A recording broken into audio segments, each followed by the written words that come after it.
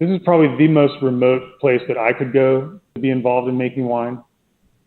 I have to fly through Europe to go down to Cape Town, and then it's another 2.5-hour drive up into the mountains. But you should see some pictures on your end, hopefully, of the property, and it's incredibly breathtaking. The mountains, the vineyard itself is about 2,500 feet, and then the mountains go straight up behind the vineyard all the way up to about 5,000 feet.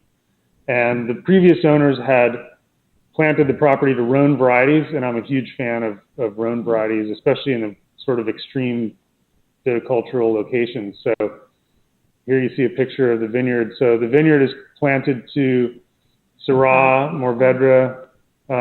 We're planting Grenache. We're planting Viognier.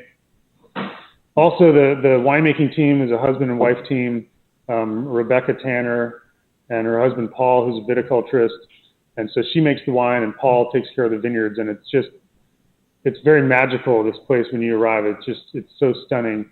And Rebecca and Paul are very, very passionate about what they're doing. And so I think this is reflected in the wines. The white wine is actually a blend of mostly old vine Chenin Blanc, but also some Roussanne, some Viognier, even some Chardonnay, Grenache Blanc, and Claret Blanche. And so the idea is just to create a really special aromatic white wine that's unique to South Africa, unique to us at Fable and what we're doing.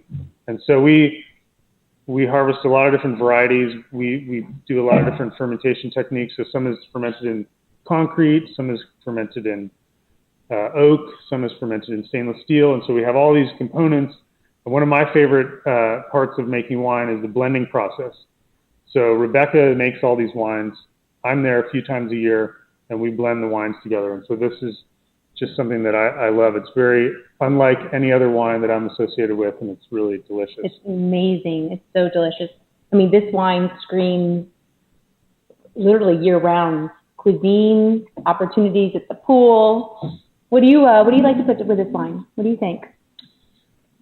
I love oysters, so I'm thinking oysters, yeah. But also just any sort of light. You could even do it with a salad or any sort of poultry.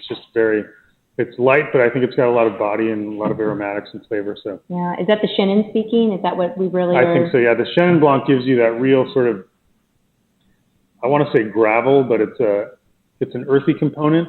You have the freshness from some of the other varieties, but also a real deep component that you get from the Chenin Blanc, which I really like. Yeah, I love it. I could just smell it all day long. It actually makes me salivate a little bit every time I smell it. Delicious. Hi. Quick question. Andy, you're predominantly known as a Californian winemaker. What would you say to people who love your California wines like Arietta, Leviathan? What would you say to convince them to try Fable from South Africa? Well, it sort of relates back to the last question, which is why are sites like this important to what I'm doing? I mean, I think if the wines I make resonate with people, hopefully that would translate to different regions of the world. I mean, for me to go halfway around the world just for some crazy place up in the mountains that has a vineyard on it to make the wine, I hope people would appreciate that I went there because it's awesome. And this is just the beginning. This is just us getting started. And over the years, we're really going to be making better wines and improving things and doing other things in South Africa as well. And,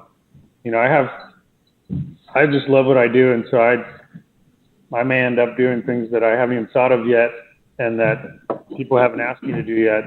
And hopefully, people will want to try it because, again, without the people who connect with these wines and want to buy them, then I'm just wasting my time. So